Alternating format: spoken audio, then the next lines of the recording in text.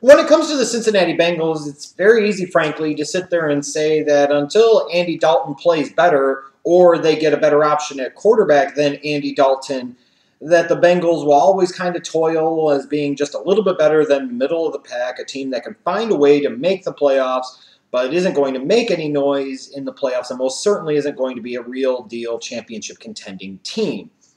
When you look at the recent history, it's 4 straight years of making the playoffs, 4 straight years they get bounced in the wild card round. There's something to be said about that. But there's also something to be said about the fact that the Bengals have done a relatively decent job over the past several drafts in terms of staying true to their board, going best player available, and while doing that, finding ways to get productive players, it seems like, out of pretty much every single draft class that they have. Sometimes it comes from the marquee picks. Sometimes they find values in the middle to late portions of the draft. This is a Bengals organization that, when it comes to the draft, does a pretty good job, actually, and I don't think sometimes gets the credit they deserve for the quality of drafting that they have. They're not the best, and they're most certainly not perfect, but they're pretty good. And when you look at this 2015 NFL draft for the Cincinnati Bengals, again, I think it was another situation where they were pretty good. They weren't perfect. They didn't do everything that I would have necessarily done based off of their situation or circumstance.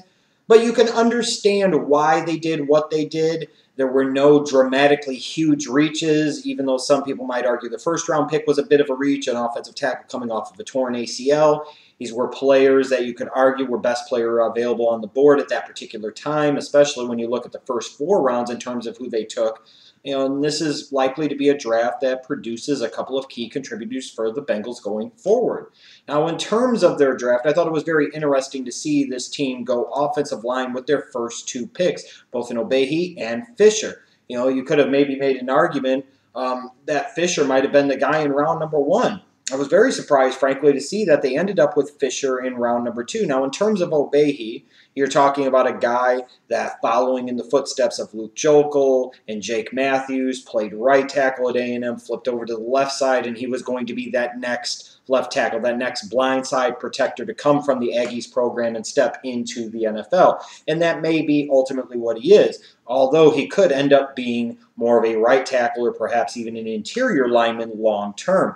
In terms of the Bengals draft, their best pick, in my opinion, even though I could give some strong consideration to Paul Dawson, the linebacker from TCU, I think I'm going to have to go with Jake Fisher, the offensive tackle from Oregon.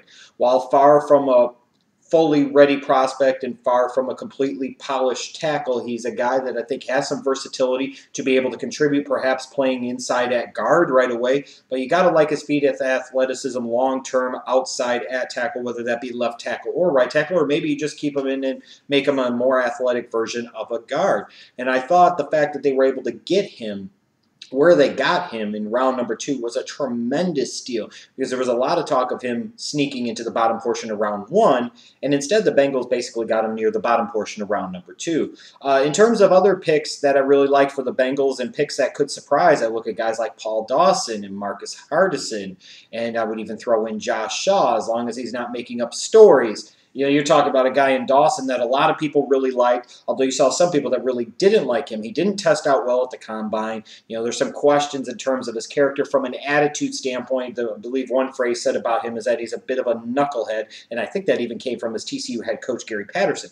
But here's a guy with tremendous instincts, a guy that has the ability to close on the football, just, you know, a really good-looking prospect on film, and the type of guy you would expect to be a long-term starter at some linebacker position in the NFL. Now, for the Bengals, is he going to play inside and flip Mawaluga to the strong side? Is he going to play the strong side, you know, with Burfict playing on the weak side? I guess that's to be determined. But I think the Bengals really got a nice gem at the end of round number 3. And then I look at Hardison. You're talking about, you've got Geno Atkins inside, but D'Amato Pecco for years has been mediocre to just plain bad at best inside a defensive tackle next to Geno Atkins. Now you bring in a guy, a 3-technique type of tackle in a Marcus Hardison, a guy that I think could potentially be a Geno Atkins type of tackle, and you got him in round number 4. And even Josh Shaw, again, could play corner, could end up playing safety, but another versatile defensive back that the Bengals could use, and again, you got him on day number 3. I thought the Bengals really did a good job for themselves in the middle of this draft, I would say between rounds 2 and 4.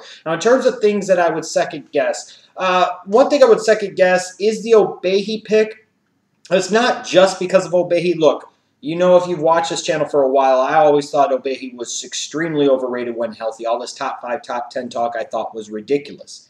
In fact, where he ended up being drafted would have been the ceiling of what I thought he should have been drafted if he was completely healthy, let alone with the torn ACL. Now, I don't knock the Bengals so much for selecting him number 21 with the torn ACL because you're not necessarily maybe looking at him to play a ton right away. You're looking at him as a long-term replacement to Andrew Whitworth on the left side, and that's fine. You could maybe use him as a bit of a redshirt year, or like I said, maybe you temporarily flip him inside to guard, provide you some depth maybe if a guy like Smith or Whitworth gets injured on the outside, whatever the case might be. My question about it, though, is that when you're looking at the board, for my money, both Shane Ray and Bud Dupree were superior prospects on the board at that time, and both, relatively healthy, so to speak. If you look past Shane Ray and his foot issues, why they took an offensive tackle here, especially when they were able to just take Jake Fisher in round number 2, when they really needed pass rush help. This is a team that I think had 20 sacks in 2014. Their pass rush was brutally bad. And yes, they brought back Michael Johnson, but you've got Shane Ray, who seems to be perfectly suited to me, a Jared Allen type of 4-3 defensive end. The Bengals run the type of system that Shane Ray, in my opinion, could really shine, or even a Bud Dupree. And they took Ogbuehi. I kind of question that. I didn't think that the Bengals made the best decision at pick number 20. Now, long term, could it end up working out, making a lot of sense? Sure, but at the moment, I just don't really think it does. I think either Ray or Dupree will end up being a better long-term NFL player than Ogbuehi, and I think the Bengals made a bit of a mistake. But in general, this was a pretty solid outing for the Cincinnati Bengals. I look at their draft in particular, rounds 2 through 4, and I like what I see. Jake Fisher, a guy that could play outside at some point, a guy who could potentially play inside right away, was really good value where they got him at the end of round number 2. You look at a guy like Kroft. Now you could pair him with Eifert. You can move on from Jermaine Gresham. Paul Dawson, I think, is an NFL starter for a long time at linebacker, whatever that position that is, whether that's strong side or the middle. I look at Shaw, a versatile defensive back. Hardison, a guy I think that could potentially start or at least be a very productive rotational tackle inside. This is a standard productive draft from the Cincinnati Bengals. Now, could they have maybe used a pick here to upgrade their wide receiving core? Perhaps. But in general, there's not a lot for me to complain about. This wasn't a great draft for quarterbacks, so I understand the Bengals not dipping into the quarterback market.